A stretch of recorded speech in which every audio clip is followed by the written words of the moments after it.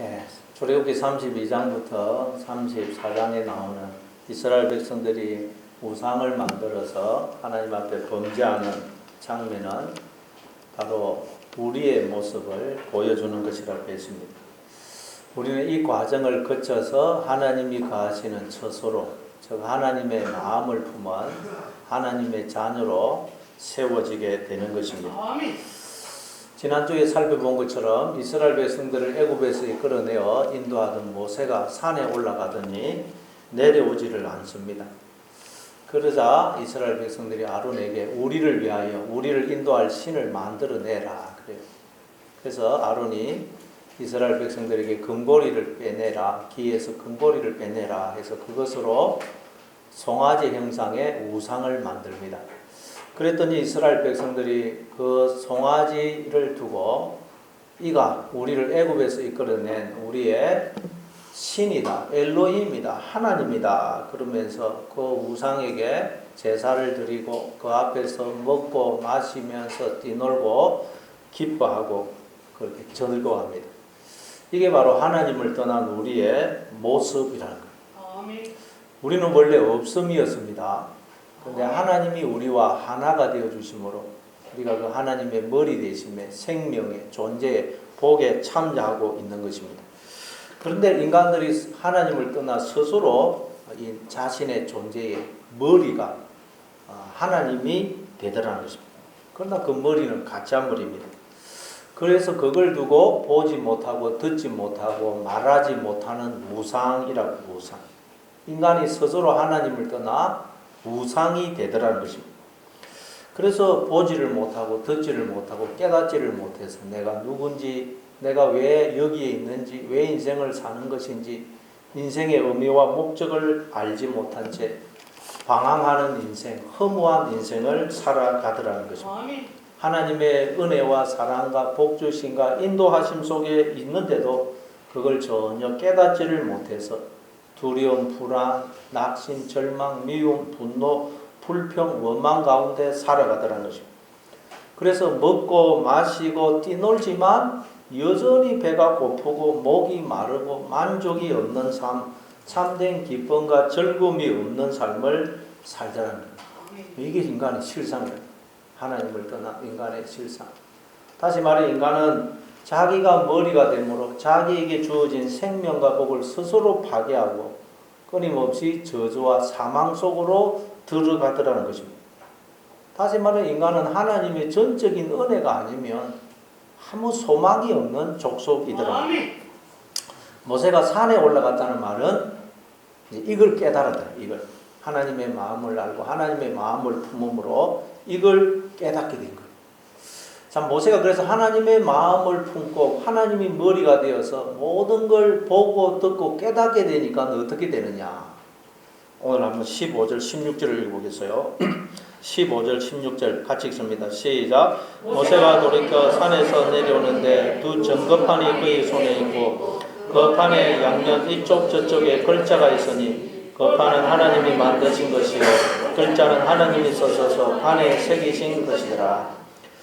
모세가 산에 올라가서 이제 하나님과 대화함으로 하나님의 마음을 품게 되니까 이제 하나님이 머리가 되셔서 머리 대신 하나님을 통해 모든 걸 보고 듣고 깨닫게 되니까 어떻게 하느냐. 돌이켜 산에서 내려옵니다. 여기서 돌이켜라는 말이 히브리어로 파나인데 돌아보다, 자세히 주목하다, 누구누구에게 마음이 쏠리다 이런 뜻이에요. 그러니까 여러분 모세가 하나님의 어떤 분이신지를 알아 하나님의 마음을 품게 되자 비로소 산 아래에 있는 백성들이 눈에 들어오기 시작을 하더라는 거예요. 이제는 보고 듣고 깨닫게 되니까 백성들, 산 아래에 있는 백성들이 눈에 들어오더라는 거예요. 물론 지금까지는 모세가 백성들을 못 봤다는 말이 아닙니다. 눈이 있으니까 봤겠죠. 그러나 지금까지는 하나님의 눈으로 긍휼의 마음으로 백성들을 바라보지 못했다는 말입니다.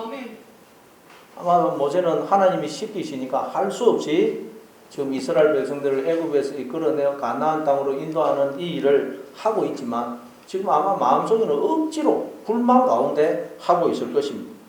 자원에서 기쁨으로 하나님과 백성을 사랑하는 마음으로 지금 하고 있는 것이 아니었을 것입니다. 왜냐하면 모세가 하는 이 일은 너무도 어렵고 힘들고 고달프기 때문에. 거기다가 또 백성들은 너무 말을 안 듣거든요. 애굽에서 이스라엘 백성들을 이끌어내는 것만 해도 얼마나 힘이 들었습니까?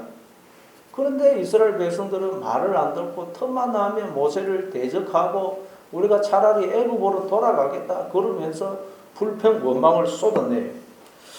그러니 여러분, 모세는 이 일이 그냥 하기가 싫고 이스라엘 백성들을 볼 때마다 그냥 화가 나고 막 그러면서 마음속으로 경멸감이 아마 들었을 것입니다.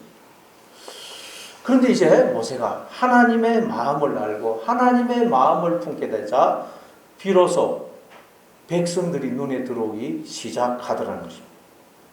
하나님을 떠나 목자 없는 양같이 유리하며 방황하는 저들, 수고하고 묵은 짐진 인생, 고난의 인생, 허무한 인생을 살면서 수없이 많은 상처를 받아 신음하고 탄식하고 절망하는 저들이 비로소 눈에 들어오기 시작하고 저들의 그 탄식 소리가 귀에 들리기 시작하더라고요. 아니 모세가 눈이 열려서 보니까 내가 저 백성들을 인도에 가고 있는 게 아니고 오히려 저 백성들이 하나님이 나를 수종들도록 보낸 하나님의 천사들이더라는.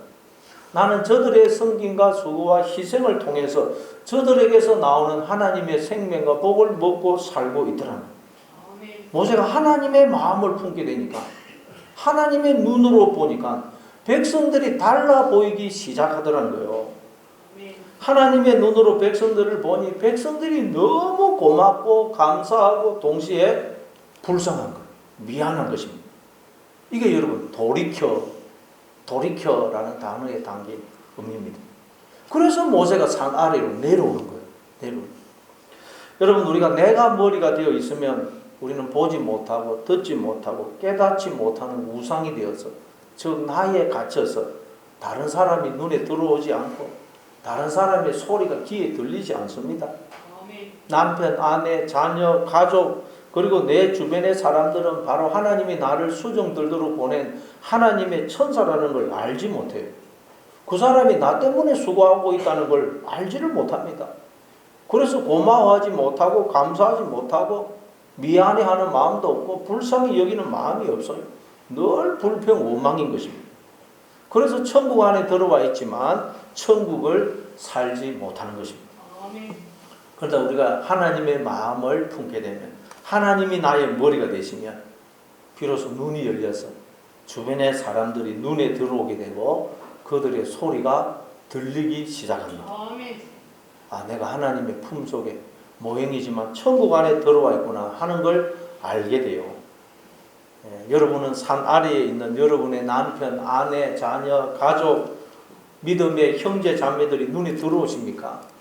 그들의 음성이 귀에 들리십니까?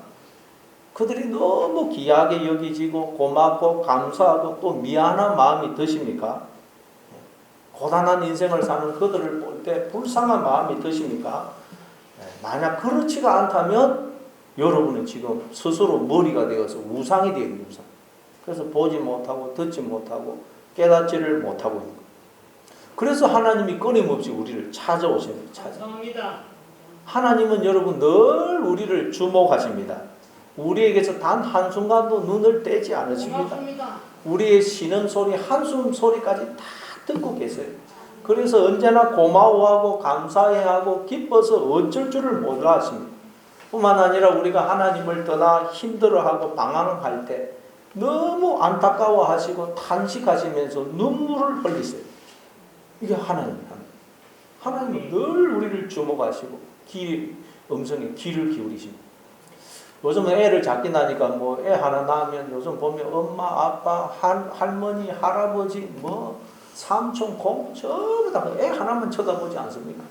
애 하나만 쳐다보면서 애가 말하는 소리, 얼굴 표정, 몸짓 보면서 좋아하고 애가 자기를 향해서 웃어주면 그러면 어쩔 줄 몰라서 좋아합니다.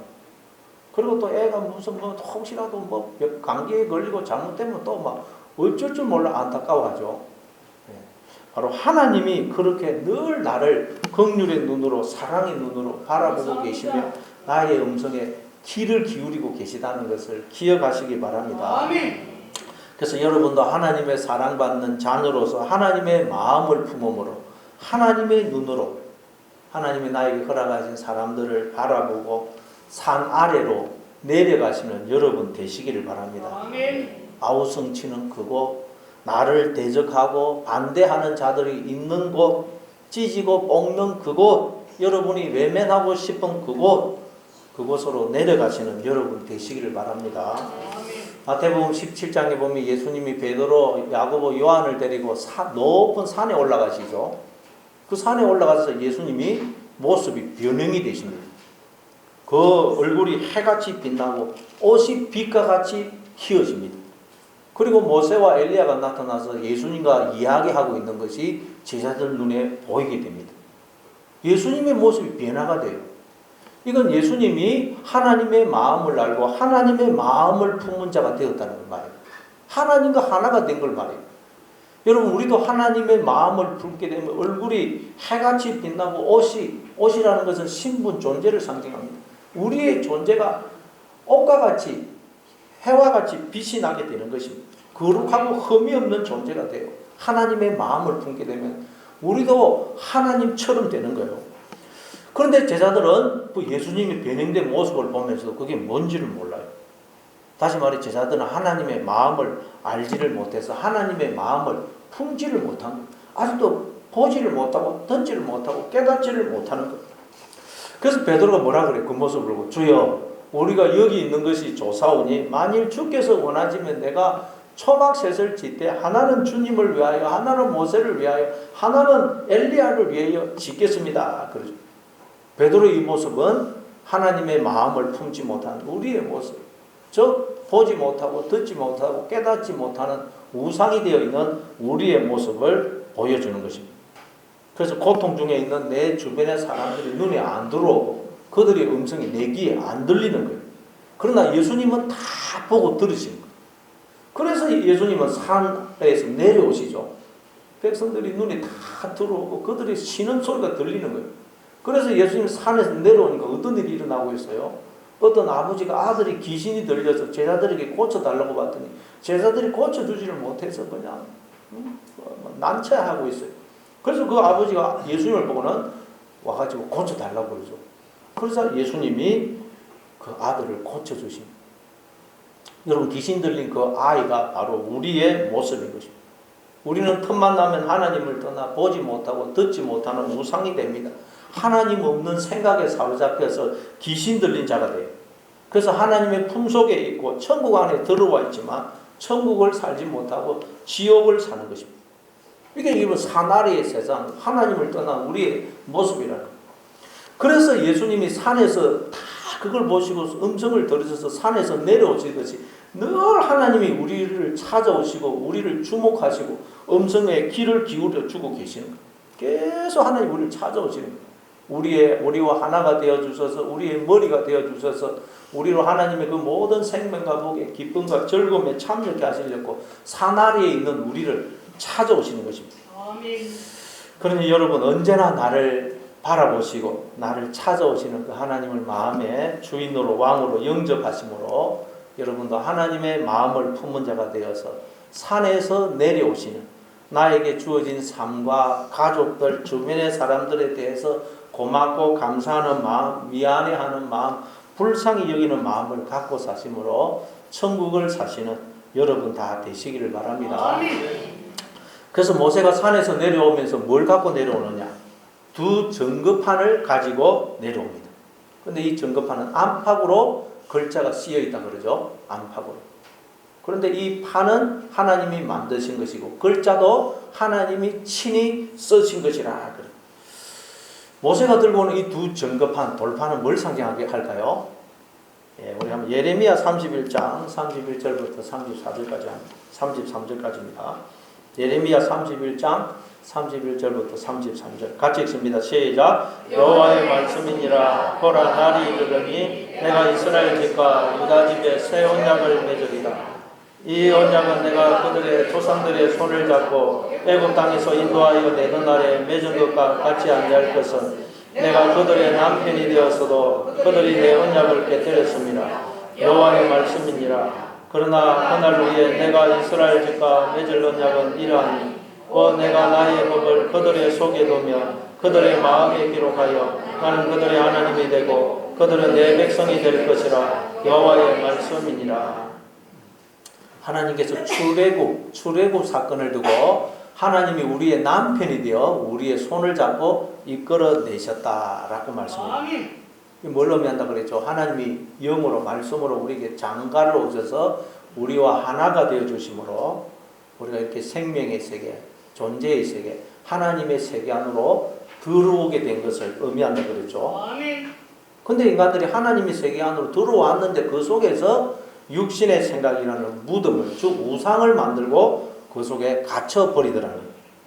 그래서 하나님이 나와 결혼하여 하나가 되어 주심으로, 즉 나의 남편이 되어 주심으로 내가 지금 하나님의 그 머리 대심의 생명과 존재와 복에 참여하고 있다는 걸 알지를 못하더라.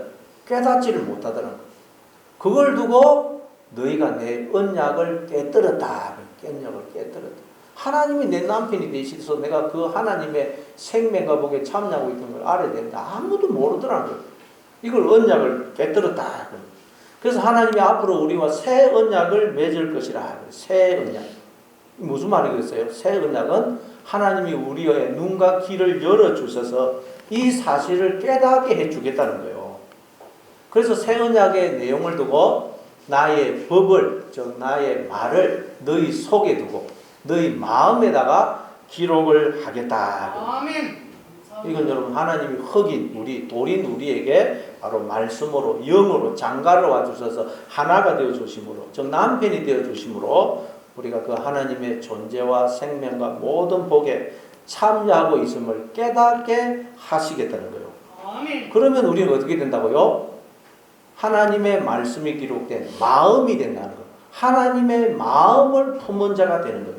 아멘. 말씀이 새겨진 마음을 품은 자가 돼요. 그러나 이걸 알지 못하면, 즉 우상이 되면 우리는 하나님의 말씀이 새겨지긴 새겨진데 그게 돌이라니 돌.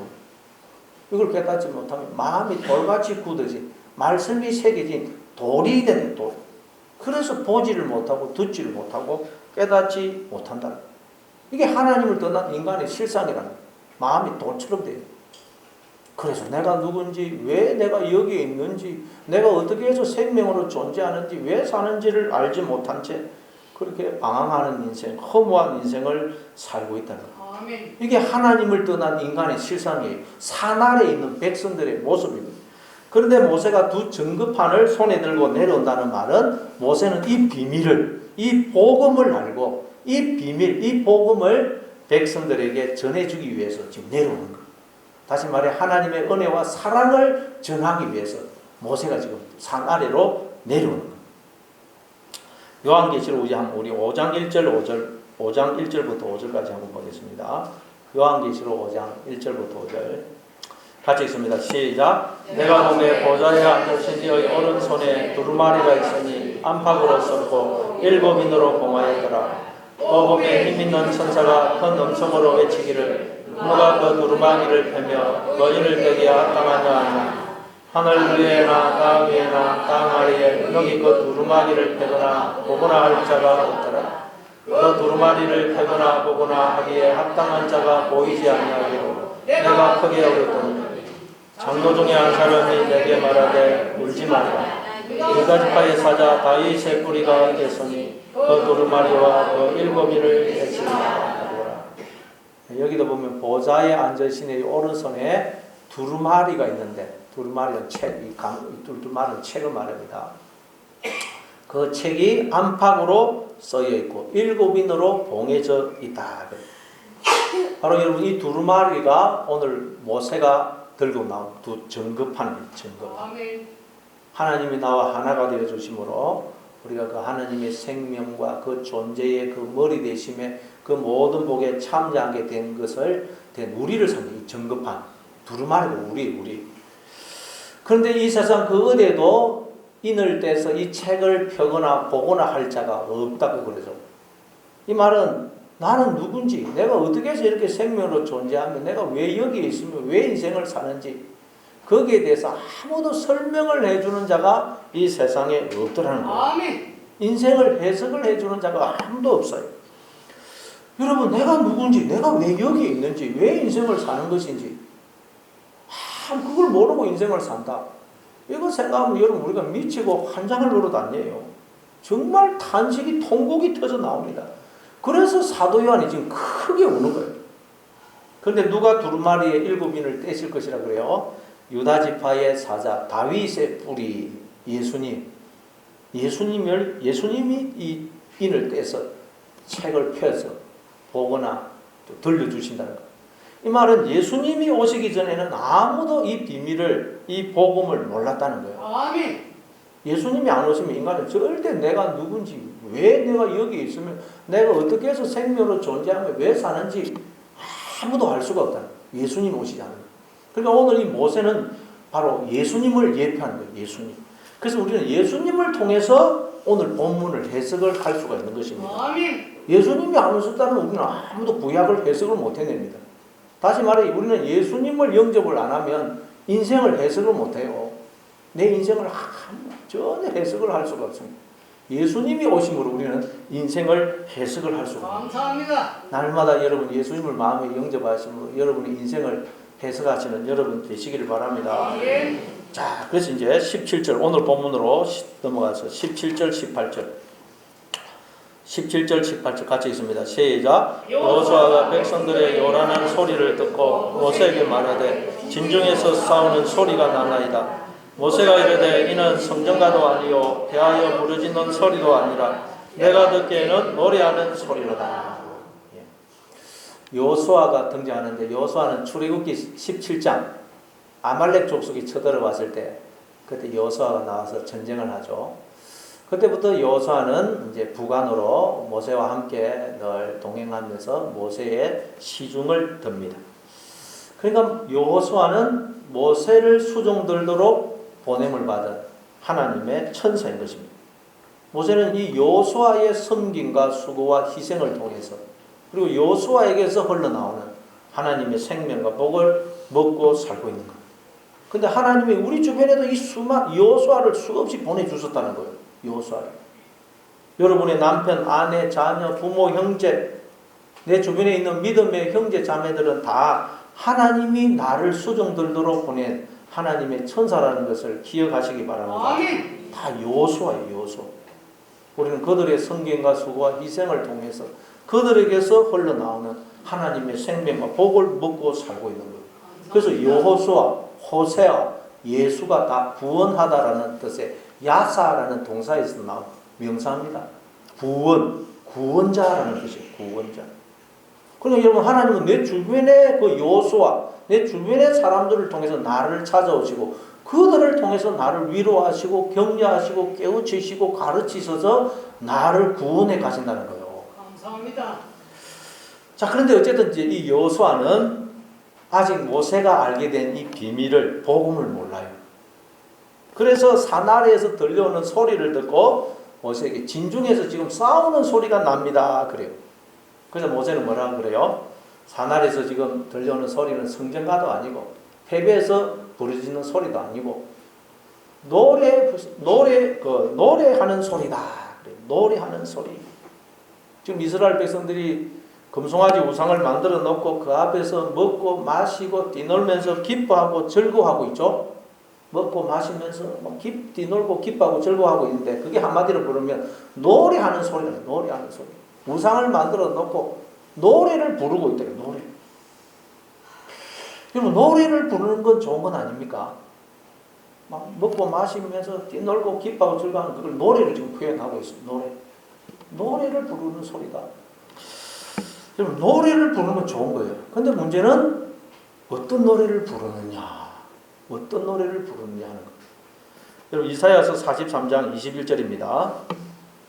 이사야서 43장 21절 같이 읽습니다. 시작. 이 백성은 내가 나를 위하여 지었나니 나를 찬송하게 하려 합니다. 하나님은 우리를 하나님을 노래하는 자로 지으셨다는 거예요. 아멘. 하나님 우리를 하나님을 노래하는 자, 즉 하나님의 노래로 우리를 지으소서. 에베소서 1장 12절입니다. 에베소서 1장 12절 같이 읽습니다. 시작. 이는 우리가 그리스도 안에서 전부터 바라던 그의 영광의 찬송이 되게 하려 하십니다. 하나님은 우리를 하나님의 찬송, 하나님의 노래로 지으셨다는 거예요. 노래. 우리는 노래의 존재라는 거예요. 노래의 존재. 우리의 존재 자체가 노래라는 거예요. 노래. 우리 존재 자체가. 그래서 인간들은 언제나 노래를 부르죠. 왜? 인간의 존재 자체가 노래의 존재거든요. 그래서 우리는 뭐 기쁠 때나 슬플 때나 언제든지 노래를 불러요. 기쁠 때는 노래로 기쁨을 표현하고 슬플 때는 또 노래로 슬픈 마음을 표현합니다. 그래서 기쁠 때 노래하면 기쁨이 배가 되고 슬플 때 노래하면 슬픔을 이길 수 있는 힘이 주어집니다. 왜냐하면 노래에는 우리 인간의 마음이 영혼이 담겨있기 때문입니다. 우리는 노래의 마음을 영혼을 담아서 우리의 그 영혼을 마음을 표현하는 것입니다. 노래에는 사람의 영혼이 마음이 담겨 있어요.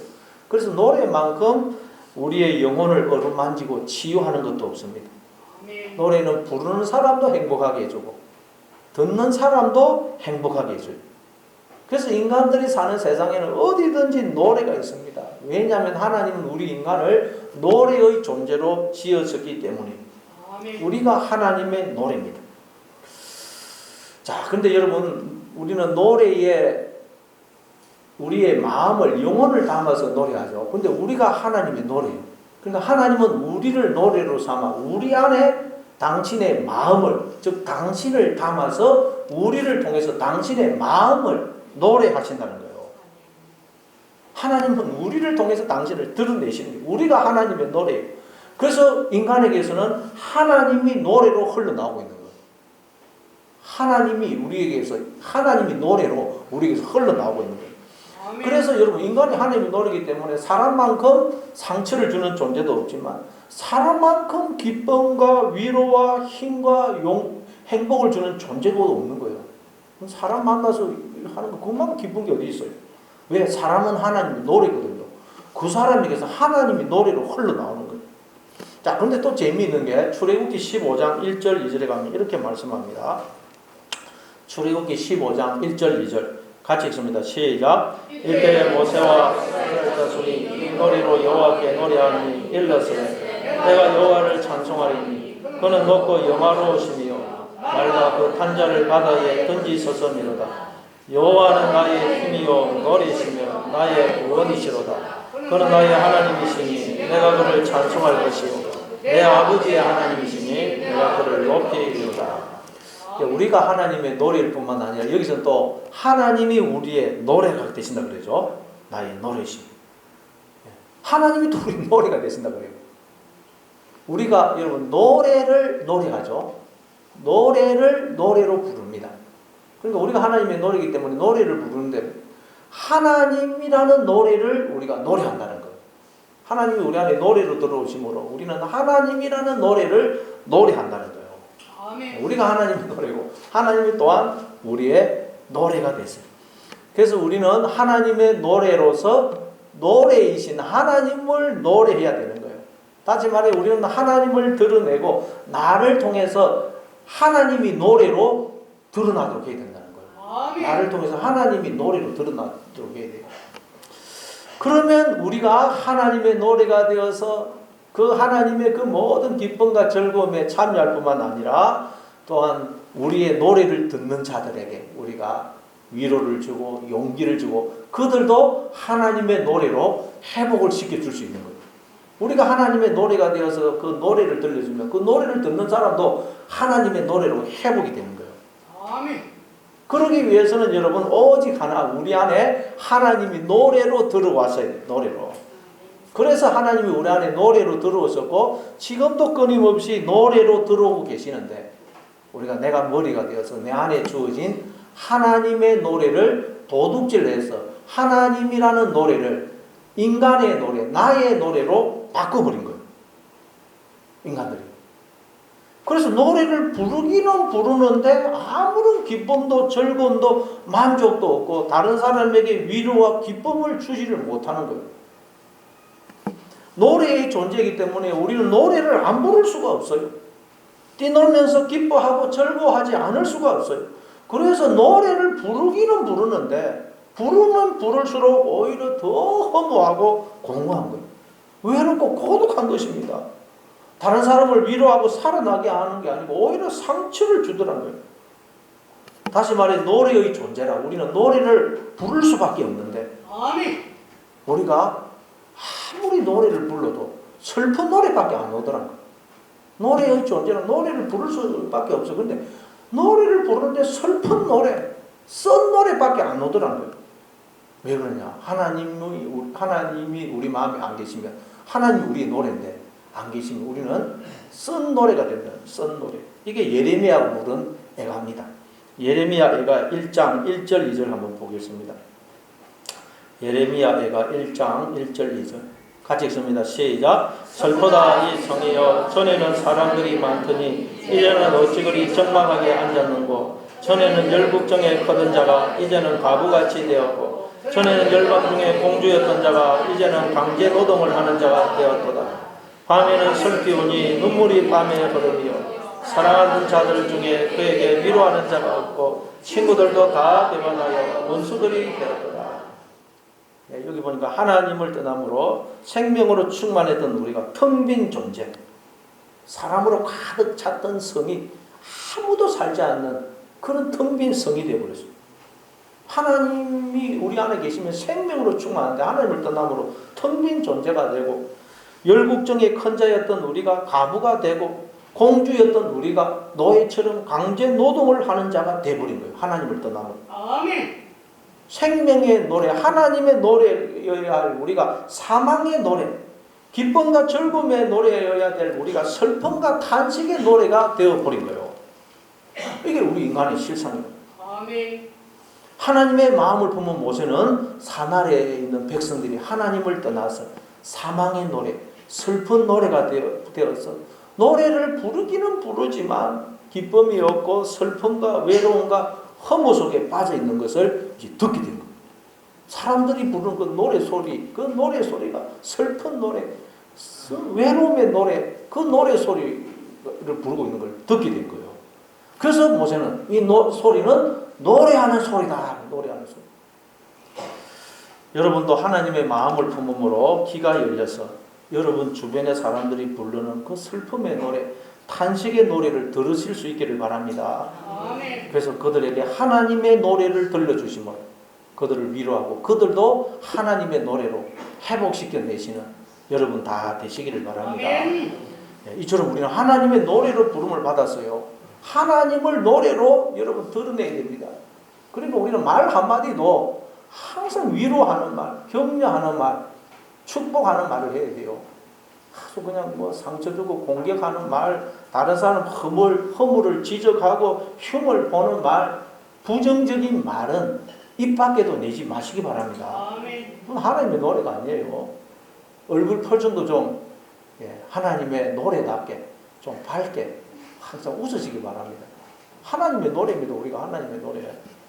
전에도 말씀드렸듯이 교회에서는 나이가 어리고 그렇다 할지라도, 심지어 내가 주일학교에 저희 가르쳤다 할지라도 그 사람 지금 교회 집사고 그러면 항상 누구 집사님이라고 그렇게 불러주시기 바랍니다. 반말하면 안 됩니다, 여러분. 항상 개인적으로는 뭐 형님, 뭐 또 누구 이름 부를 수 있지만 교회 안에서는 온 예의를 다해서 정성을 다해서 누구 집사님 그렇게 불러줘야 돼요. 그럼 그 사람은 더 감동받아서 더 여러분 존경을 하는 것입니다. 여러분 우리가 이렇게 하나님의 노래예요. 하나님의 노래. 그런데 왜 우리가 하나님의 노래가 되지 못할까요? 하나님의 노래가 되기 위해서는 우리가 어떻게 해야 될까요? 우리 한번 19절 20절 같이 읽습니다. 19절 20절 19절 20절 같이 읽습니다. 시작. 진을 가까이 이르러 그 송아지와 그 춤추는 것들을 보고 크게 노하여 손에서 그 판들을 사다리로 던져 깨뜨리니라. 모세가 그들이 만든 송아지를 가져다가 불살라 부수어 가루를 만들어 물에 뿌려 이스라엘 자손에게 마시게 하니라.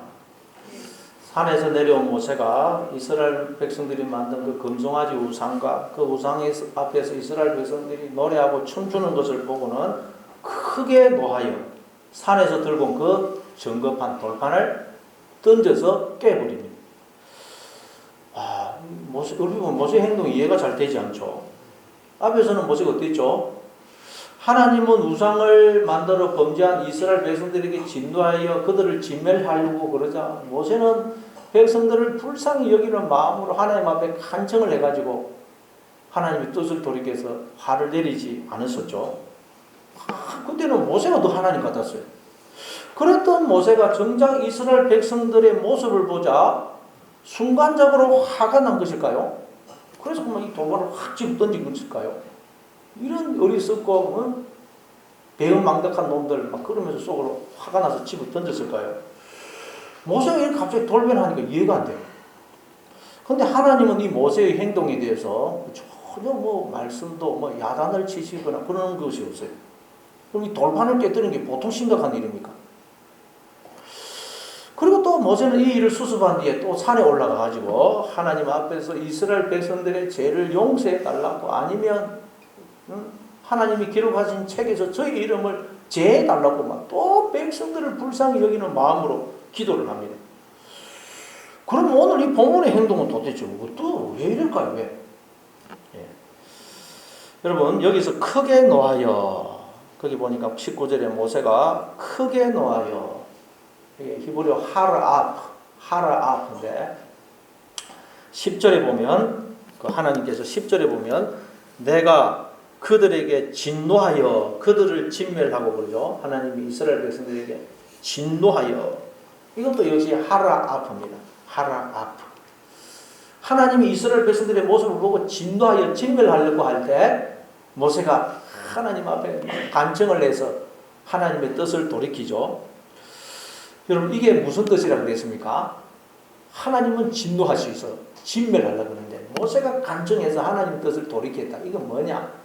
모세가 눈과 귀가 열리게 되니까 하나님의 마음을 품게 되니까 내 인생에 주어진 그 모든 저주, 불행, 심판이라고 생각했던 것들이 알고 보니까 하나님의 은혜고 사랑이고 복주심으로 인도하심이더라는 거예요. 아멘. 재앙이라고 생각됐던 것, 하나님의 진노라고 생각됐던 것이 하나님의 마음을 품고 봤더니 다 하나님의 은혜고 간섭하심이고 손길이고 인도하심이었다는 거예요.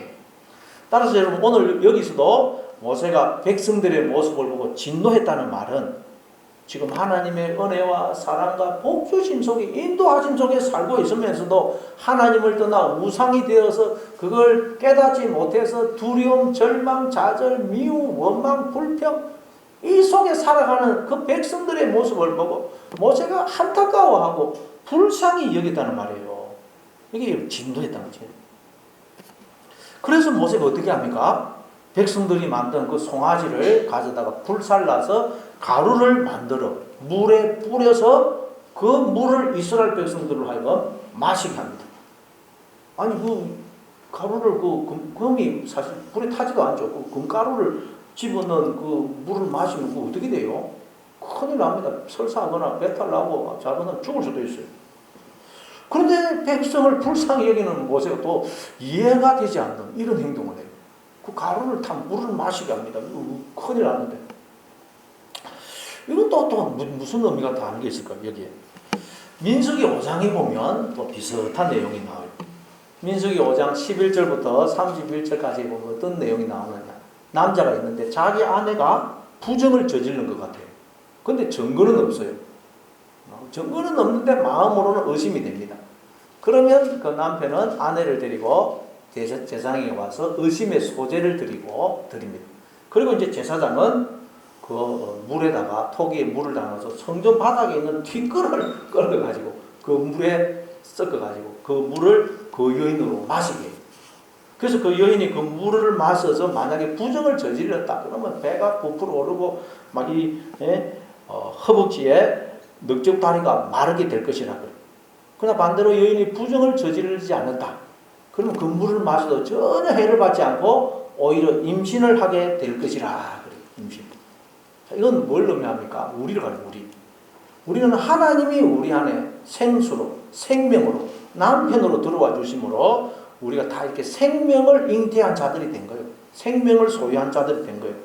그런데 우리가 하나님을 몰아내고 내가 머리, 남편, 하나님이 되므로 우리가 다 부정을 행한 자가 돼요. 부정을. 그래서 우리가 우리에게 주어진 생수를 사망의 물로, 저주의 물로, 썸물로 바꿔버린 거예요. 우리가 썸물이 되어버린 거예요. 썸물을 마시고 있다는 거예요. 그걸 하나님이 눈을 열게 해서 깨닫게 해주는 걸 지금 이렇게 묘사를 하는 거예요. 자, 예레미야 9장 13절부터 15절입니다. 예레미야 9장 13절부터 15절 같이 읽습니다. 시작. 여호와께서 말씀하시되 이는 그들이 내가 그들이 앞에 세운 나의 율법을 버리고 내 목소리를 순종하지 아니하며 그들의 행하지 아니하고 그 마음의 완악함을 따라 그 조상들이 자기에게 가르친 바알들을 따랐습니다. 그러므로 만군의 여호와 이스라엘의 하나님께서 이와 같이 말씀하시느니라. 보라, 내가 그 백성에게 쑥을 먹이며 독한 물을 마시게 하고.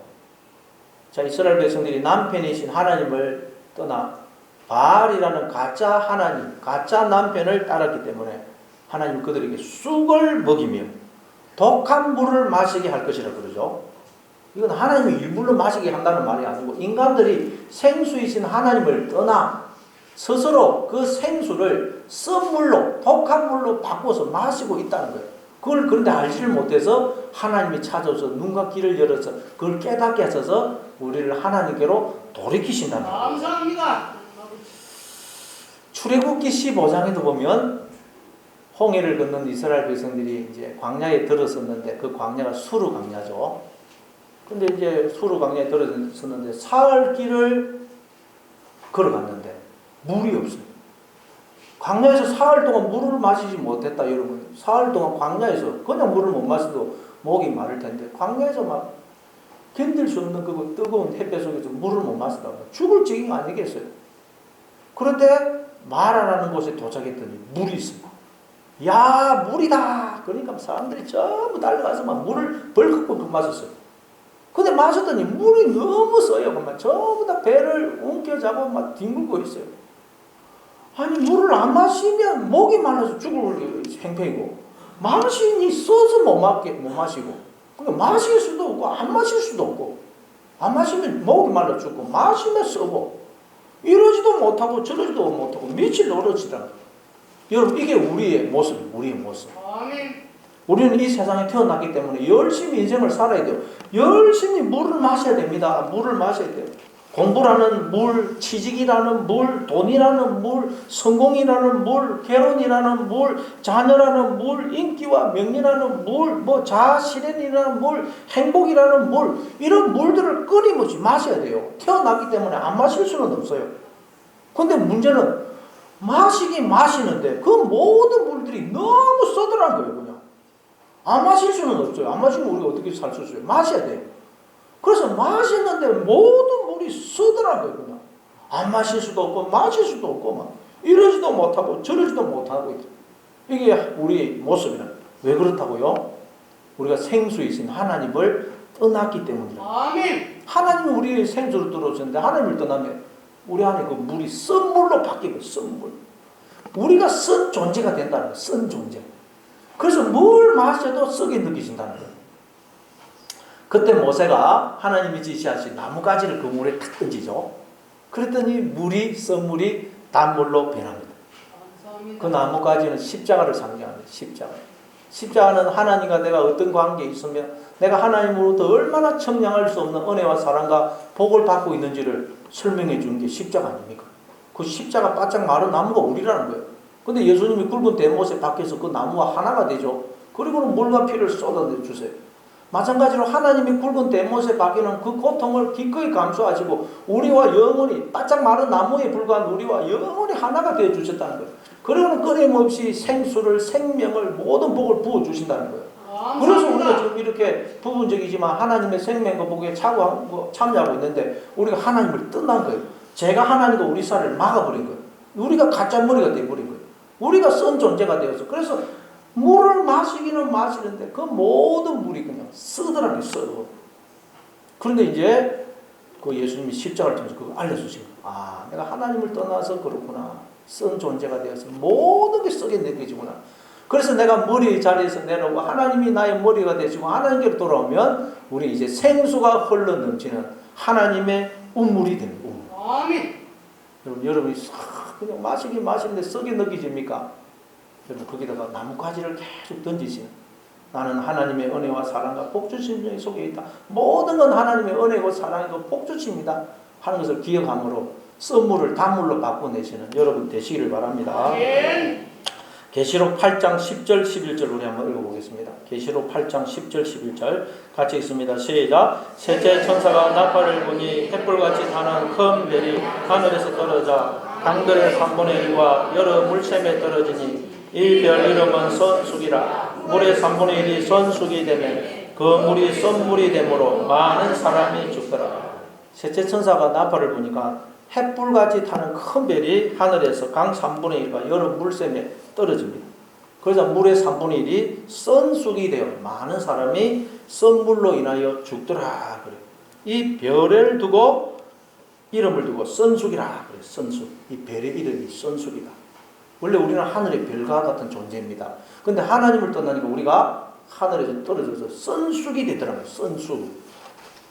우리가 하나님을 떠나면 내가 우상이 되면 우리는 별 같은 존재여야 될 우리가 썬쑥의 존재가 되는 거예요. 아멘. 그래서 뭘 마셔도 썩이 느껴진다. 왜요? 내가 썬쑥의 존재가 되어서 그렇다. 썬쑥이.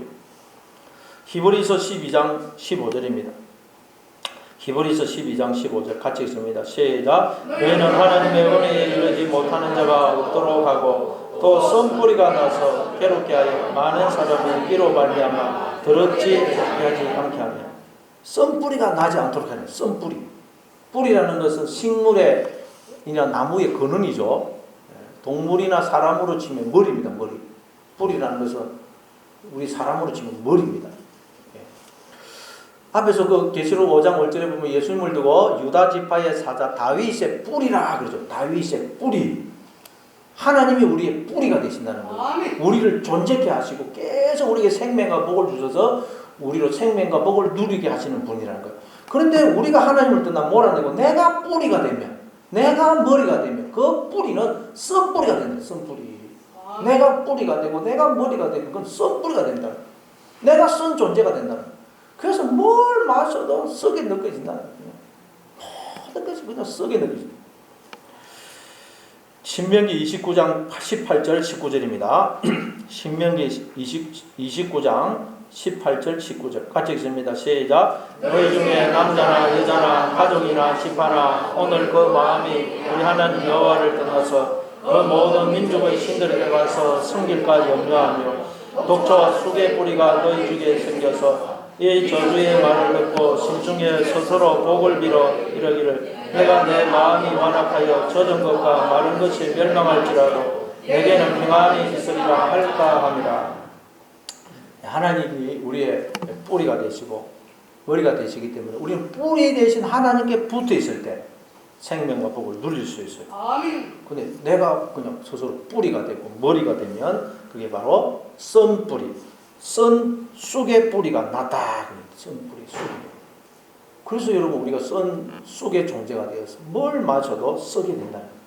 그래서 하나님이 우리를 찾아오셔서 눈과 귀를 열어주셔서 그걸 깨닫게 해주시는 거예요.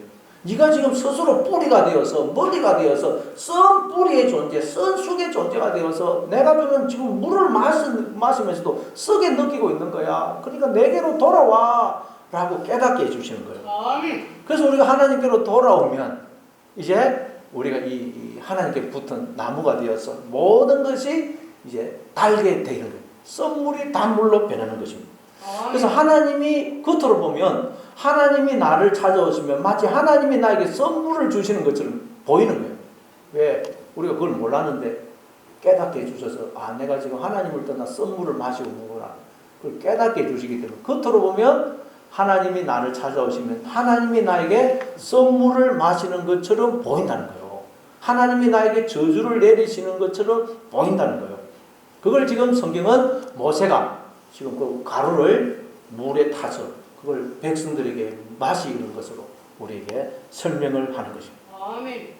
그러니 여러분도 인생이 썩게 느껴질 때마다 내가 지금 하나님을 떠나 내가 스스로 뿌리가 되어서 머리가 되어서 썬 존재가 되어서 이렇게 썩게 느껴지고 있고, 그런데 하나님 그걸 지금 나한테 깨닫게 해주시구나. 그렇지, 나는 하나님의 전적인 은혜와 사랑과 복주심과 인도하심 속에 있어 모든 건 하나님의 은혜고 사랑이고 복주심이야 하는 것을 기억하심으로 썬물을 단물로 바꾸내는, 그래서 언제나 생수를 흘러내시는 하나님의 우물로 살아가시는 여러분 되시를 바랍니다.